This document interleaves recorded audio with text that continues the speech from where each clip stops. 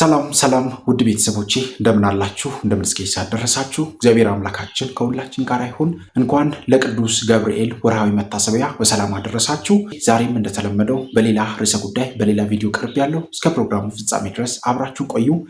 ለዚህ ቻናል አዲስ ሆናችሁ ቻናሉን ሰብስክራይብ አድርጉ። ቪዲዮውን ስትጀምሩ ላይክ እና ሼር እያደረጋችሁ ጀምሩ። በቀጥታ ወደ ዛሬው መርሃ ግብራችን እንሄዳለን። በጣም ብዙ ወጣቶች ከኃጢአታቸው ብዛት የተነሳ በጣም ከሚያደርጉት መጥፎ ነገር የተነሳ ለብዙ ነገር ያልተገቡ እንደሆነ ይሰማቸዋል። ለምሳሌ በጣም በሱስ ውስጥ የተጠመዱ የሚያጨሱ፣ የሚቅሙ፣ የተለያዩ አደንዛዥ እጽን የሚጠቀሙ ወንድም እህቶቻችን ወደ ቤተ ክርስቲያን መግባት፣ እግዚአብሔርን ማምለክ፣ ለስሙ መንበርከክ እኔ የተገባኝ አይደለሁም ይላል። እሺ ይሄ የተገባ ካልሆነ አሁን የምታረገው ነገር ነው የተገባው ታዲያ? እግዚአብሔር የፈጠረህ እንዲህ ሆነህ እንድትኖር ነበር ግን ታዲያ አይደለም። ሰይጣን ግን ምን ያክል እንደሚሆን ርቀቱንም እንደሚሄድ ተመልከቱት። ሰይጣን ሰውን በጣም አድርጎ የሚፈትነው ክርስቲያኖች ኃጢአት በማሰራት ብቻ አይደለም፣ ተስፋ በማስቆረጥም ጭምር ነው። እስኪ ተስፋ ማስቆረጥ በሉ እንጂ። አው የሰይጣን ትልቁ ክፋቱ ኃጢአት ማሰራቱ አይደለም። ኃጢአት ከሰራ በኋላማ ንስሐ ልትገቡ እንደምትችሉ ጠንቅቆ ያውቀዋል። ኃጢአት ከሰራን በኋላ የሰይጣን ትልቁ ክፋቱ በዛ በሰራነው በደል ተስፋ ቆርጠን እኛ ለዚህ የተገባን አይደለንም ብለን እንድንኖር ማድረግ ነው። ስለዚህ አርዮስንም ጭምር ስራውን ሲመለከቱት እንደ ሰይጣን ና ተመለስ ሲባል የማይመለስ፣ ና ተንበርከክ ሲባል የማይንበረከክ፣ ና ለእግዚአብሔር ተገዛ፣ ቃሉን ተማር፣ ከስተት ተማር፣ ተመለስ ሲባል የማይመለስ ነበር።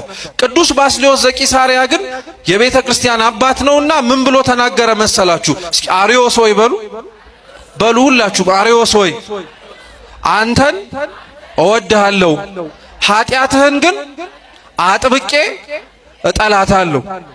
ባስልዮስ በረከቱ በሁላችን ላይ ይደርብን።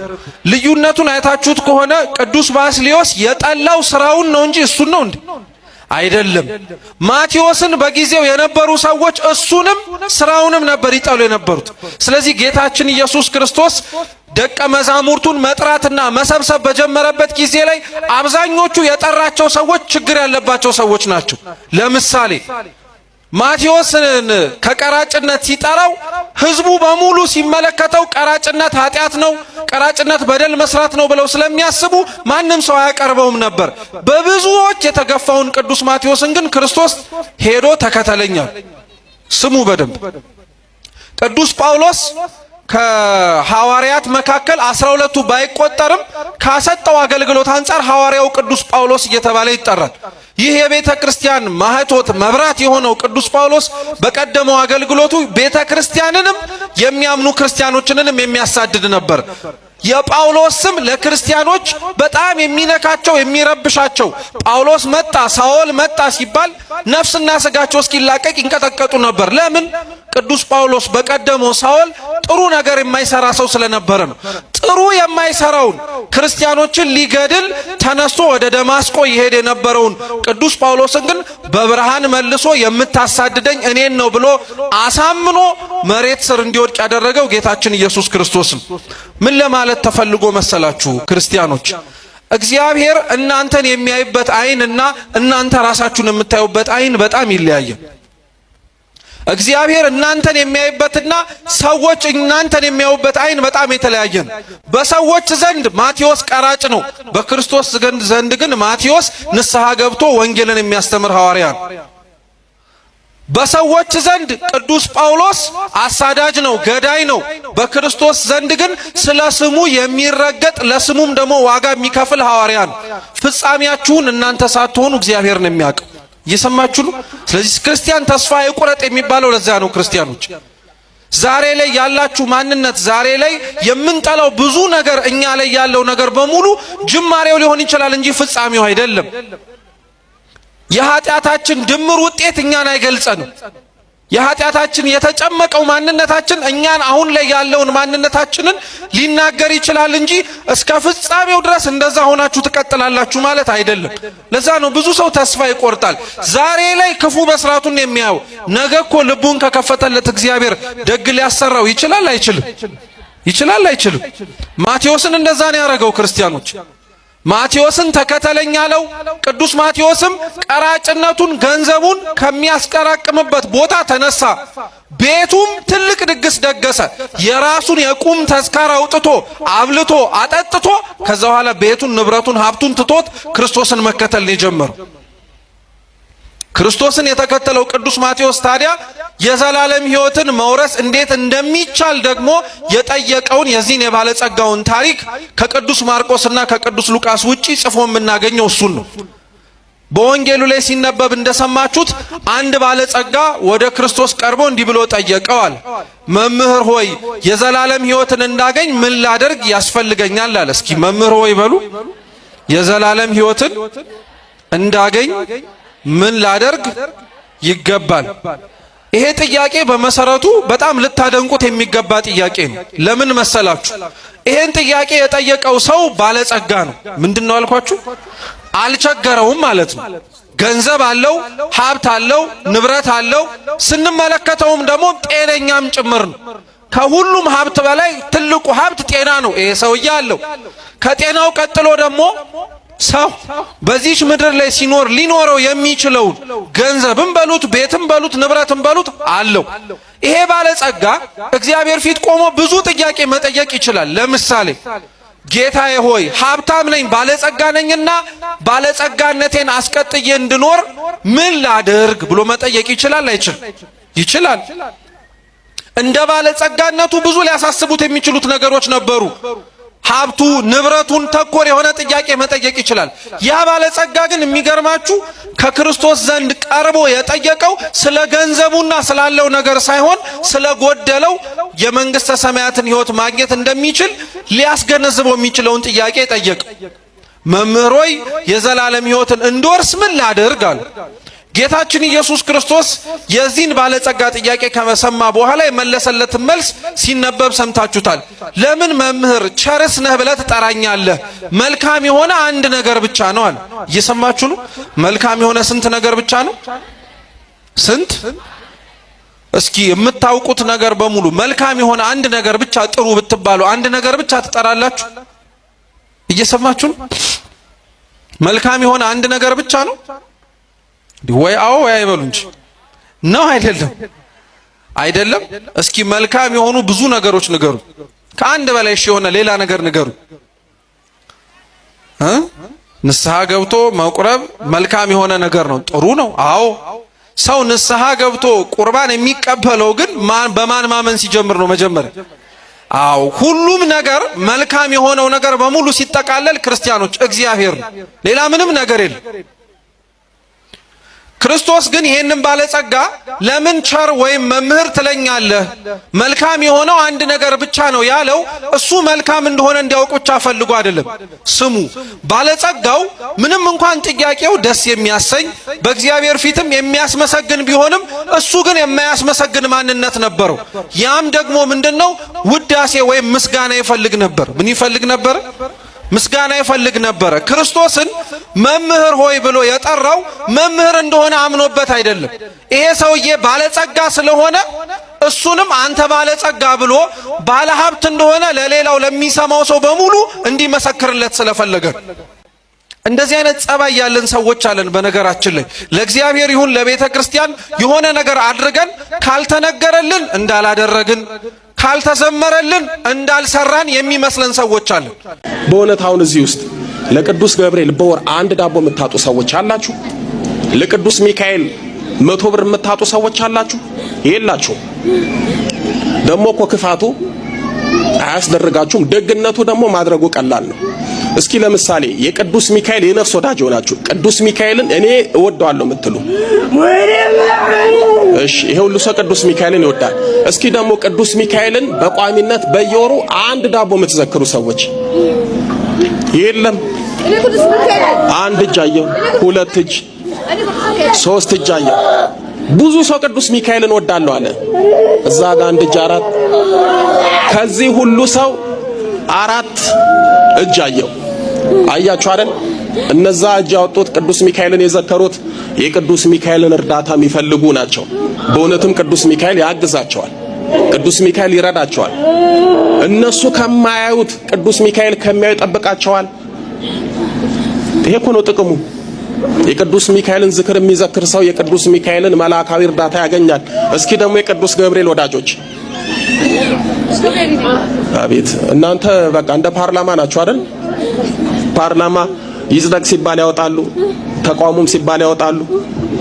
ሁለቱንም የሚያወጡ ከገብርኤልም ከሚካኤልም ሳትሆኑ ቅዱስ ሚካኤልን ቅዱስ ገብርኤል ወዳለው ትላላችሁ። እኔ ያልኩት አሁን የነፍስ ወዳጅ ነው ያልኩት። እስኪ የቅዱስ ገብርኤል ነፍስ ወዳጅ አቤት አበዛዙ ቅዱስ ገብርኤልን። እሺ ቅዱስ ገብርኤልን የምትዘክሩ 3 4 5 6 7 8 9 10 11 15 አይሆንም። አያችሁ አይደል ጉድለታችሁን? ይሄንን ሙሉት።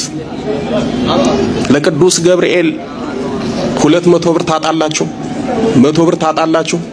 ዛሬ ለታክሲ ስንት ታወጣላችሁ? የሆነ ሰው ልጋብዝ ብትሉ ሆቴል ስንት ብር ታወጣላችሁ? ምሳ ልብላ ሲባል ስንት ብር ይወጣል እንዴ? ሽሮ ስንት ብር ነው?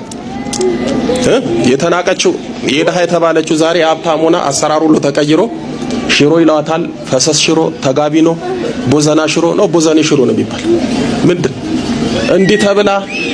አዎ ከ100 ብር እስከ 500 ብር እስከ 1000 ብር ላለች ተብሏል። ታዲያ ለቅዱስ ገብርኤል ለቅዱስ ሚካኤል ለሌሎቹ ቅዱሳን አንድ ነገር ማጣት የለባችሁም። እሺ አዎ ብቻችሁን አትልፉ፣ ይዛችሁ ልፉ። ብቻችሁን አትዋጉ፣ ይዛችሁ ተዋጉ። ብቻችሁን አትሩጡ፣ ይዛችሁ ሩጡ። ስትደክሙ የሚያበረታ ስትወድቁ የሚያነሳ እግዚአብሔር እነሱ ከሚያዩት እናንተ ከማዩት ነገር የሚጠብቃችሁን ያዙ። እሺ ሁልጊዜ የሚሰግድ ሰው ሰግዶ የሚተኛ መልካ ሩፋኤል ጸልዮ ሰግዶ የሚተኛ ሰው መናፍስትን በህልምም አይረብሹትም፣ ከእግዚአብሔርም በቂ መልእክት ይቀበላል። ድጋሚ መተትም ቢላክበትም ያሳያል ምልክት። እኔ አሁን ለምሳሌ ብዙ ጊዜ በህልሜ በር ሲያንኳኳ ያሳየኛል። በሩን ልከፍት ብዬ ማነህ ስለው ጸጥ ካለ አይ አትገባትም በህልሜ ነው እንግዲህ የሚታየኝ እና ሊገባ የሚፈልግ መንፈስ አለ ማለት ነው ብዬ ተረጉመዋለሁ። በር በመሰረቱ ልብ ነው፣ ቤት ልብ ነው እና መንፈስ በቤት የሚመስለው ወይም ደግሞ እግዚአብሔርን በቤት መስሎ የሚያሳየን የልባችንን ሐሳብ ነው ማለት ነው እና ንስሐ መግባት ማታ ማታ መልካ ሩፋኤል ጸልዮ መስገድ በጣም ትልቅ ነገር ነው። መልካ ሩፋኤል ብዬ የለቀኩላችሁ እንትን ጸሎት አለ በጣም ረጋ ብዬ በጣም ብዙ ሺህ ሰው ያየው መልካ ሩፋኤል ብላችሁ ብትጽፉ ታገኙታላችሁ። በዛ ላይ መነጋገር ይቻላል፣ መጸለይ ይቻላልና ምንም ሳትቸኩሉ መስገድ እየጸለያችሁ መስገድ እግዚአብሔር የሚያግዛችሁ እውነተኛ ሰጋጅ እውነተኛ ፐርፌክት የሆነ ጸሎት መንፈሳዊ ሰው ስትሆኑ ነው። ትክክለኛ በቃ የገባው ጎበዝ ክርስቲያን ጎበዝ አስቀዳሽ ማለት ነው። ቅዱስ ቁርባን የሚቀበል በሰዓቱ የሚያስቀድስ ቅዳሴ የማይቀር ማህሌት የማይቀር ወይም ደግሞ አሃዱ ሳይባል የሚደርስ እንደማለት ነውና በህይወታችሁ ትጉ ስትሆኑ እግዚአብሔርም ደግሞ ያግዛችኋል ማለት ነው። መልካ ሩፋኤል ይሄ ነው። እሺ ቤተሰቦች መልካ ሩፋኤል ብላችሁ ስትገቡ ወደ 238,000 ሰው አይቶታል ይሄን ጸሎቴን። 4 ዓመት ሆኖታል 4 years ago ነው የሚለው። ብዙ ሰዎች ተጠቅመውበታል ብዬ አስባለሁ። 238,000 ሰው ማለት በየጊዜው በየቀኑ ስታዳምጡት በዛ ልክ ደግሞ ረጋ ብዬ ነው ያልኩት። እየሰገዳችሁ ሲሆን ይሄንን 17 ደቂቃ ነው የሚፈጀው። ይሄንን ጸሎት እየሰገዳችሁ ስትሉት እንትን ይልላችኋል።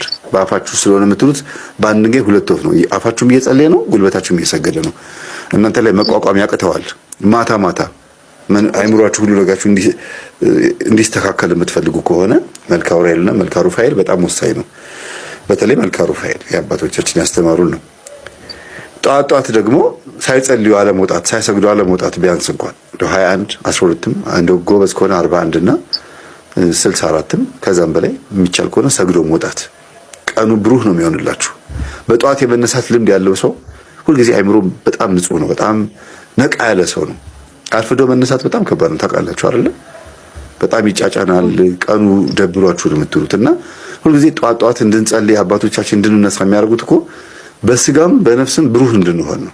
እግዚአብሔርን የሚያገለግልበትን ደግሞ በደንብ በሚገባ ማሰብ ይኖርበታል። ይሄ ማለት ምንድነው? ካገባ ሚስቱን ለመመገብ የሚተጋ መሆን አለበት። እግዚአብሔርን አታዩም እንደ እስራኤልን ካወጣቸው በኋላ 40 ዓመት የሚወስዳቸው መንገድ ነው አይደል? ውጡ ያላቸው እሱ ነው። ስለዚህ ምግባቸው ማሰብ ያለበት እሱ ነው አይደል? እስራኤል ማንን ነው መጠየቅ ያለበት? ውጣ ብሎ ያዘዘውን እግዚአብሔርን ነው መጠየቅ ያለበት አይደል? ስለዚህ እግዚአብሔርን ጮኸ ወደ እግዚአብሔር። እስራኤል ልክ ነው። ውጣ ያለው እግዚአብሔር ነው። የሚያበላው ነገር ሲያዘጋጅ ውጣ ሊለው አይገባም። ውጣ ያለው የሚያበላው ነገር አዘጋጀ። ከሰማይ መና መጣ። ተደርጎ የማያውቅ ነገር ነው። ስለዚህ እግዚአብሔር አሰበበት ማለት ነው። ከአለት ላይ ውሃ ፈለቀ። ከምድር ላይ ቢያፈልቀው ምድሩን ተሸክሞት አይሄዱም። ታውቃለህ? እዚህ ላይም ያፈልቃል፣ እዛም ላይ ነው እንደገና ደግሞ ሊያፈልቅ የሚችል መንገደኛ ናቸው። ስለዚህ ከአለት አደረገው። የሚከተላቸው ነው ያ እየተከተላቸው ሊሄድ የሚችል ካገባህ እሷን ለመመገብ የምትተጋ መሆን አለብህ። ሌሊትን ቀን የምትተጋ መሆን አለብህ። እንቅልፍን አጥተህ ማለት ነው የምትተጋ መሆን አለብህ። በእናትና በአባቷ ምትክ ተሰጥታታል። ለዚህም እኮ ነው እናትና አባቷን ትተዋለች። እናትና አባትሽን እርሺ ያልካት እኮ ለዚህ ንጉሥ ውበትሽን ወዷልና ተብሎ የተዘመረልህ አንተ ስታገባ ቤተክርስቲያን አንተን ወክላ እኮ ነው እንደዚያ ንጉሥ እያለች አንተን ስትናገርህ የኖረችው ለዚያ ነው። ስለዚህ የምትመግባት ጌታ ይኸውልህ እኛን ምዕመናንን ከዓለም ከለየን በኋላ ስጋውን ደሙን ነው ምግብ አድርጎ ይሰጣል።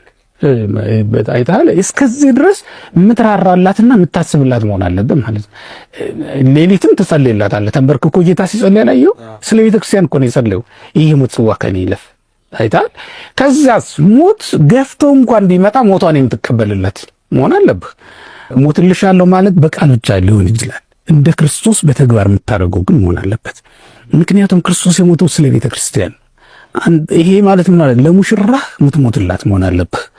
ይስሐቅ ርብቃን ይዞ ይመጣ በነበረ ጊዜ ይዞ ይመጣ በነበረ ጊዜ ሌባ ወንበዴ ከመንገድ እንዳይጣላቸው ብሎ እየወጣ እየገባ አቀበት ላይ ሆኖ ይመለከት ነበር ይላል።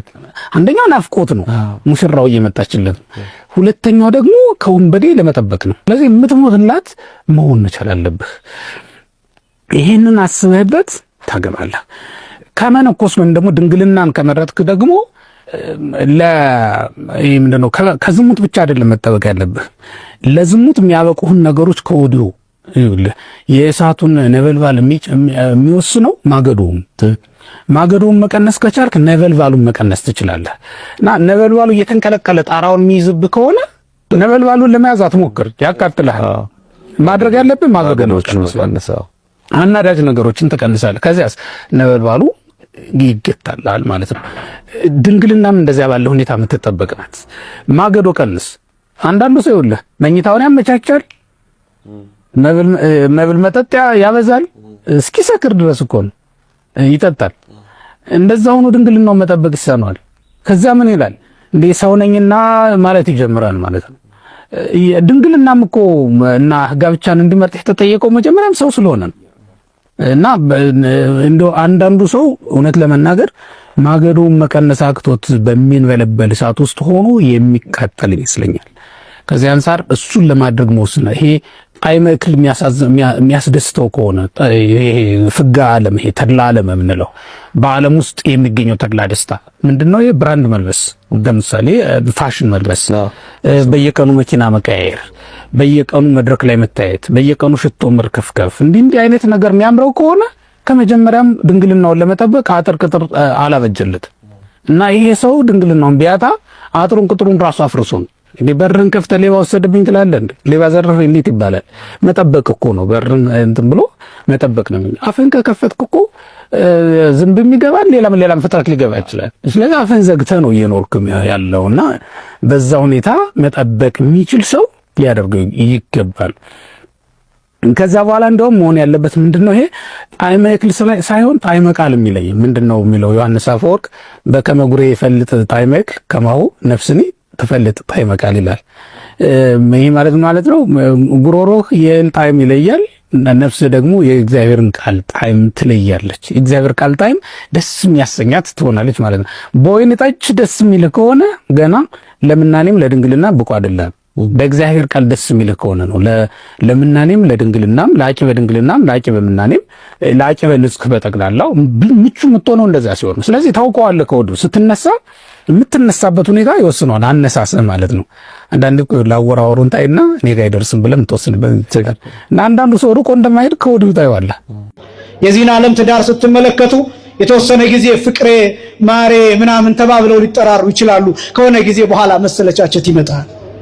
ለምን ቢባል ትጠቁርበታለች። ስለ ልጆቿ ብላ ራሷን ጣል ማድረግ ትጀምራለች። እሱን ስለ ልጆቹ ብሎ መጉበጥ ይጀምራል። እሷ እሱን ማየት ትታ ሌላ ማየት ትጀምራለች። እሱ እሷን ማየት ትቶ ሌላ ማየት ይጀምራል። ትሰለቸዋለች፣ ይጠላታል፣ ትጎሳቆልበታለች፣ ትዋረድበታለች፣ ትጠቁርበታለች፣ ትጠወልግበታለች። ስለዚህ ሌላ ያያል። ክርስቶስ ሙሽራ ነው። በዮሐንስ ወንጌል ምዕራፍ 3 ቁጥር 29 ላይ እንደተገለጠው ቅዱስ ዮሐንስ መጥምቅ የተናገረው ቃል እንደሰፈረው ሙሽራይቱ ያለችው እርሱ ሙሽራ ነው ተብሎ እንደተገለጠ ሙሽራችን ክርስቶስ መቼም አይሰለቸንም። ወደ ውስጥ ስንገባ የእርሱ ፍቅር እየፈሰሰ እናገኘዋለን። ማይነጥፍ ፍቅር፣ ማይተወን ፍቅር፣ ማንጠወልግበት። ይኸውላችሁ ምእመናን፣ ቤተክርስቲያን ለክርስቶስ አትጠወልግበትም። የፈለገ አይነት ኃጢአት ብንሰራ እምቢ ብለን መቅረታችን ብቻ እንጂ የሚያሳስነው በየትኛውም አይነት ኃጢአት ውስጥ ሆነን አንጠቁርበትም። ምክንያቱም ይወደናል፣ ምክንያቱም ሞቶልናል፣ ስጋ ከፍሏል፣ ደም ከፍሏል። ወደ ውስጥ ስትገቡ የዚህ ፍቅር ብርሃን እየጎረፈ ታገኙታላችሁ። ወደ ውስጥ ስትገቡ ከጨለማ ነፃ ትሆናላችሁ። ወደ ውስጥ ስትገቡ ወንድማችሁን ታዩታላችሁ። ወደ ውስጥ ስትገቡ የቅዱሳንን ህብረት ታያላችሁ። ወደ ውስጥ ስትገቡ የክርስቶስ ሰላም በእናንተ ውስጥ ያልፋል። ስለዚህም ጌታ እንዲህ ብሎ ለሁላችን ይናገራል። ለሁላችሁ ሰላም ይሁን ብሎ ይናገራል። ትንሣኤ ማለት እንደሱ ነው። በተለይም ደግሞ የዚህ የበዓለ ሃምሳ ዋናው ዓላማ የተከበራችሁ ክርስቲያኖች እንደው እኛ በላንበት ጠጣንበት እንጂ አመነዘርንበት እንጂ ሌላ ቀጠሮ ያዝንበት ጨፈርንበት እንጂ በእውነት ዘፈንበት እንጂ ይሄ 40 ቀን ይሄ 50 ቀን አጠቃላይ አዝማነ መንግስተ ሰማያት የመንግስተ ሰማያት ዘመን የሚነገርበት ነው። ወደ ውስጥ የመግባት ቤተክርስቲያንን የማወቅ የዚህችን ቤተክርስቲያን መልክ ክርስቶስ ስሎ ለሐዋርያት የነገራቸው በዚህ ወቅት ነው። በዚህ ወቅት ነው። አባቶቻችን ይናገራሉ። ሰገኖ የምትባል ወፍ አለች ይላሉ። እና ይህች ወፍ እንቁላል ስትጥል እንቁላሏን ትኩር ብላ ትመለከተዋለች እስከ 40 ቀን ድረስ። እስከ ስንት ቀን ድረስ? እስከ 40 ቀን ድረስ። እና ትኩር ብላ ታየዋለች። ትታው ዞር ካለች እንቁላሉ ይደርቃል። ስለዚህ እንቁላሉ ምን ይፈልጋል? ትንፋሽ ይፈልጋል። ትንፋሽ ይፈልጋል፣ ክትትል ይፈልጋል፣ መጠበቅ ይፈልጋል፣ መታየት ይፈልጋል እንቁላሉ። ስለዚህ እስከ 40 ቀን እየተነፈሰችበት በትንፋሿ እያሞቀች እየጠበቀችው ትክብላ እያየችው 40 ቀን ትቆያለች። ልክ 40 ቀን ሲደርስ ያስታውቃታል። ጫጩቶችም ድምጽ ያሰማታል። ከዚያ እንቁላሉን ትመታውና ቅርፊቱን ትበሳዋለች። ከዛ ጫጩቶቹ ከቅርፊታቸው ይወጣሉ። የሐዋርያት ምሳሌ ነው እንቁላሉ። የቤተክርስቲያን ምሳሌ ነው እንቁላሉ። ቤተክርስቲያን መቼ ነው ከጌታ ጎን የወጣችው? በተሰቀለበት ሰዓት፣ ጎኑን በተወጋ ሰዓት ደምና ውሃ ሲወጣ እንቁላሏ ተወልዳለች፣ እንቁላሏ ወጣለች። ከዚያስ 40 ቀን ይችን እንቁላል ክርስቶስ ሙቀተ ጸጋ እየሰጠ ለአንዱም ለሁለቱም ለሶስቱም ለሰባቱም ለ11ዱም እየተገለጠ 40 ቀናት ቆይቷል። ስንት ቀናት ቆይቷል? የቤተክርስቲያኗ መልክ ይሄ ነው። ዝም ብሎ ይመስላችኋል? መረባችሁን በቀኝ በኩል ጣሉት የሚለው ዝም ብሎ ይመስላችኋል? የተሰራ ማዕድ የምታዩት በዮሐንስ ወንጌል ምዕራፍ 21 ላይ ዝም ብሎ ይመስላችኋል? የቤተክርስቲያኑ ስርዓት ነው። ቤተክርስቲያን ይህን ስርዓት ከየት አመጣችሁ? አሁን የምትሰራውን፣ አሁን የምታሳየውን ስርዓት፣ አሁን የምትከተለውን ከክርስቶስ። ክርስቶስ ለማን አሳየ? ለሐዋርያት። ከሐዋርያት ቤተክርስቲያኗ። ለዚህ ነው ቤተክርስቲያኒቷ ሐዋርያዊት ተብላ የምትጠራው። ስትገቡ ብቻ ግን ይህን ታዩታላችሁ። ዲያቆኑ በየት በኩል ይዘራን? በቀኝ። ካህኑ ሲያጥን በየት በኩል ይዞራን? በቀኝ። ሲያሳልም በምን ያሳልማን? በቀኝ። የማህሌት ምራታ በየት ይጀመራል? በቀኝ። የሚቀባበሉት መነሻው እንደ ሪፈረንስ ፍሬም ሆኖ የሚያገለግለው በቤተክርስቲያን ቀኝ። ይህን ስርዓት ከየት ተማር ነው? ከጌታ። እነዚህን ስርዓቶች የት ስንሆን ነው የምናያቸው? ውስጥ ስንሆን፣ ውስጥ ስንገባ። በጣም ብዙ ቤተክርስቲያን ውስጥ ገብቶ የማያውቅ በጣም ብዙ ሰው አለ። እየሸሸ የሚኖር ከንስሐ እየሸሸ፣ ከካህናት እየሸሸ፣ ከስጋ ወደሙ እየሸሸ፣ ከቁርባን እየሸሸ፣ ውስጥ ከመግባት እየሸሸ ጫማውን ሳይፈታ በውጭ እንደመጣ በውጭ የሚሄድ ሰው በጣም ብዙ ሰው ነው። ይሄ ዝናብ ዛሬ ወደ ውስጥ እንድንገባ አስተማረን። ያስተማረን የአባቶቻችን አምላክ እግዚአብሔር ይክበር ይመስገን። ክብርና ምስጋና ለስሙ አጠራር ይሁን። አመስግኑ። እና የተከበራችሁ የእግዚአብሔር ልጆች፣ አንዳንድ ጊዜ የሚሆኑት ነገሮች በራሳቸው ወንጌል ናቸው። የእግዚአብሔር የሆነ ነገር ሁሉ ወንጌል ነው። የእግዚአብሔር የሆነ ሁሉ ምንድነው አልኳችሁ? ስለዚህ ዝናብ ወንጌል ነው። ዝናብ ምንድነው አልኳችሁ? ነፋስ ወንጌል ነው። የአየሩ ጠባይ ወንጌል ነው። እና እኛ ከምናስተምራችሁ ይልቅ ዛሬ እግዚአብሔር ለሁላችንም ያስተማረን ትልቅ ነገር ነው። አቅም አልባ እንደሆንን የኛ ድርሻ ካባ ለብሶ ነጠላ ለብሶ ጎርደድ እያሉ እዚህ መምጣት ብቻ ነው። ሰባኪ 30 ሰባኪ 1000 ሰባኪ ቢደረደር ዝናቡን ማስቀረት የሚችል ሰው ማንም የለም። አያችሁ፣ እኛ አቅም አልባ ነን። በሌላ አገላለጥ እኛን አትከተሉ፣ ታዋቂ ሰው አትከተሉ። ማንን ተከተሉ? አያችሁ፣ አንድ ዝናብ ማስቀረት የማይችል ሰባኪ እየተከተላችሁ የምትወድቁ ከሆነ ሞኝ የምትሆኑት እናንተ ናችሁ። ሰው ተከትሎ ከመውደቅ እግዚአብሔር ሁላችሁን ነው የሚሰውራችሁ። ግን አንድ ጥያቄ አለ በጣም የገረመኝ በየቲክቶክ እና በየዩቲዩብ የሆነ ቋንቋ ተለምዷል። እናንተ አልታዘባችሁም? ፕሮግራሙ ያበደ ነው ይላሉ። በስማ በቃ ያበደ በስማ ይሉና እግዚአብሔርን ይጠራሉ። ማርያምን ያበደ ፕሮግራም ይላሉ። ምንድን ነው ያበደ? እብድ ጥሩ ነገር ሆኖ መጣ ማለት ነው። ማበድ ወይም ደግሞ እብደት እንደ ጥሩ ነገር ታየ ማለት ነው። ምን ማለት ነው? ያበደ ነው ማለት ነው። እንዴት ለጥሩ ነገር ያበደ የሚለው ነገር ተተካ? በማርያም እስቲ ይሄ ነገር አስረዱኝ። እንደ ጥያቄ ነው። እንደገና ጠይቀዋለሁ። በመሀል ሌላ ወሬ ስላወራሁባችሁ ቪዲዮውን ለሌሎችም ሰዎች እንደ ጥያቄ ብታቀርቡት ደስ ይለኛል።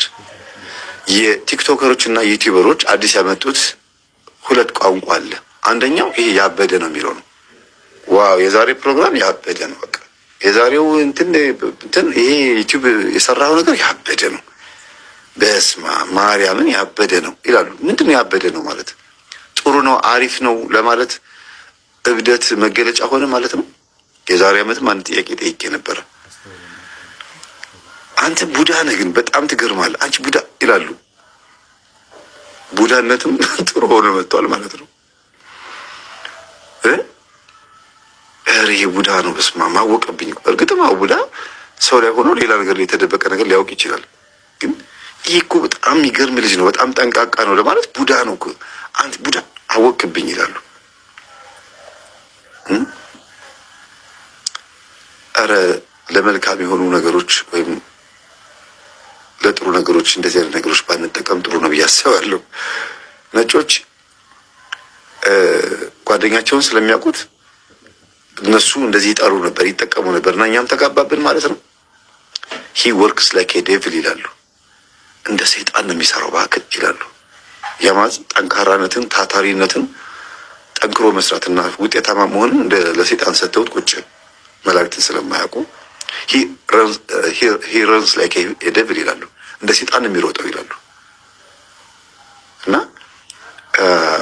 መልካም የሆኑ ነገሮችን ለመግለጥ አጋንንትን መጥራት አይጠበቅብንም ብዬ አስባለሁ። እና ብዙ ጊዜ እንግዲህ የእናቴ አባቴ አምላክ ይርዳህ እንደሚሉት የእናቶቻችን ተጋብተውብን ከሆነ አዎ ብር ሲለምኑ ራሱ ድሮ አረ ስለ እግዚአብሔር ነው ብለው ይለምኑ ነበረ፣ ስለ ማርያም ይሉ ነበር። አሁን ግን አረ ትንሽ ለጨብስ የሚሆን አረ ለቡና ለጀበና የሚሆን አረ ጭራሽ አጠያቃቸው ራሱ ለጀበና ሲለምኑ ስለ እግዚአብሔር ቀርቶ ማለት ነው።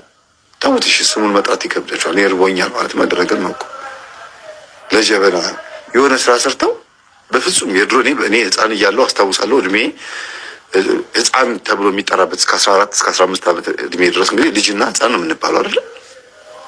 ከገበያ የሚመጡ እናቶቻችን ዘንቢል ይዘው እየተንገዳገዱ ሲመጡ ቆይ ላግዞት ብለን ተሸክመን የቤታቸው አድርሰን ሮጠን የምንወጣው ዳቦ እንኳን እንዳንባል። ያ ማለት ምንድነው? በቃ የህሊና ስራ ነው የምንሰራው። አሁን ግን ትንሽዬ ቃምቱን የሆነ ነገርም ናስቲ አቡሽ ብላችሁ ካልጠራችሁትም አይመጣም። ጠርታችሁትም እንኳን ከሆነ በፊት የነበሩት ነው ትንሽ ከ10 ዓመት በፊት የነበሩት ያደርሱና ይቆማል በር ላይ ይጠብቃል። ማዘር ዳቦ የለም የሆነ ነገር የለም ትንሽ አይገፈትሩም ይላል። የአሁኑ ደግሞ ገና ጠርታችሁት እቃውን ያዩና ስንት ይከፍላሉ ማዘር ይላል። ገና እዛው ይደራደራቸዋል። ማዙካ ማዘር በቃ ቃላቶቹ ራሳቸው ይሄ የሚጠሩበት መንገድ ራሱ ሼባው እንግዲህ ሽበታም ለማለት ነው። እንግዲህ ሼባው በሽበቱ ሰውዬው አንተ ተብሎ አረ ሼባው እኮ ሰማ ነቃ ተብሎ ሽበታቸው አንቱ የሚያስብላቸውን በሽበቱም ተሰደበ አንቱ ታውም ቀረ ማለት ነው። እና በጣም ከባድ ነው። ማዘር መባሉ አይደለም ችግር የለውም። ማዘር ማለት እማዬ ማለት ነው፣ እናቴ ማለት ነው። ግን ታጥፎ ተገልብጦ ሌላ ስሞት መጥተዋል። ያራዳ ቋንቋ እየተባሉ ማለት ነው። አይነፋም የሚባል ተቋቁ ኧረ አይነፋም ይሄ ነገር ጥሩ አይደለም እባክህ ይነፋልስ ምንድነው አይመችም ማለት ነው እንዴት አይነት ቃላቶች ናቸው የተለመዱት አይከይፍም አይነፋም ደግሞ በትልቆቹ ላይ ነው የተለመደው ይሄ ነገር በትልቆቹ ላይ ራሱ እንደ ኖርማል ሆኗል ይመችሻቦ ወንዱን እኮ ነው አይነጥለዋን ነው ወንዱን አንቺ ብሎ መጥራት ምን ማለት ነው ሴቷን ለምን አንተ አትለው ሴቷን አንተ ና አትለማት ወንዱን ለብቻ ለምን አንቺ ትለዋል አይነጥለውን አይተህለት ነው ውስጥ ያለችውን ዛሬ አይተህለት ነው ወይስ በሴት መጥራት አራድነት ነው በቃ ስሜት ነው የሆነ እንዴት ነው ሴቶች የገባቸው ናቸው ለማለት ነው በሴት ወንድን በሴት መጥራት እዚህ ውስጥ የመንፈሱ ስራ አለ እያንዳንዱ ነገር ውስጥ ቃላቶቻችንን ቀይሮ አነጋገሮቻችንን ቀይሮ ኢትዮጵያዊነት የሚባል ነገር ጨርሶ ጠፍቷል ማለት ነው እና እኔ አሁን ዝም ብዬ ነው ትዝ ያለኝ ነው እንጂ ብዙ አሉ ቆጥሬ ባመጣቸው የሚያስቁ ነገሮች አሉና እግዚአብሔር ልቦና ይስጠን እግዚአብሔር ይማረን እግዚአብሔር ከእንደዚህ አይነት ስብዕና ወጥተን ጨዋነት የተሞላበት አነጋገር ያውጣን እንግዲህ ከብዙ ነገር ያውጣን አመሰግናለሁ በመጨረሻም እንግዲህ ውድ ቤተሰቦቼ በዛሬው ቆይታችን በዛሬው ትምህርቶቻችን እነዚህንና መሰል ጉዳዮችን ለመዳሰስ ለማየት ሞክረናል በቀጣይም እንደዚሁ የሚያነቁ የሚያበረታቱ መንፈሳዊነታችንን ከፍ የሚያደርጉ የሚያሳድጉ ትምህርቶችን ቪዲዮዎችን ይዤላችሁ እስከምንገናኝ ድረስ የቅዱሳን አምላክ ከሁላችን ጋር ይሁን በሀገር ውስጥም ከሀገር ውጭም ያላችሁ ኢትዮጵያውያን ኤርትራውያን ቤተሰቦቼ ሰላም እግዚአብሔር ከሁላችሁ ጋር ይሁን እላለሁኝ ይቆየን አሜን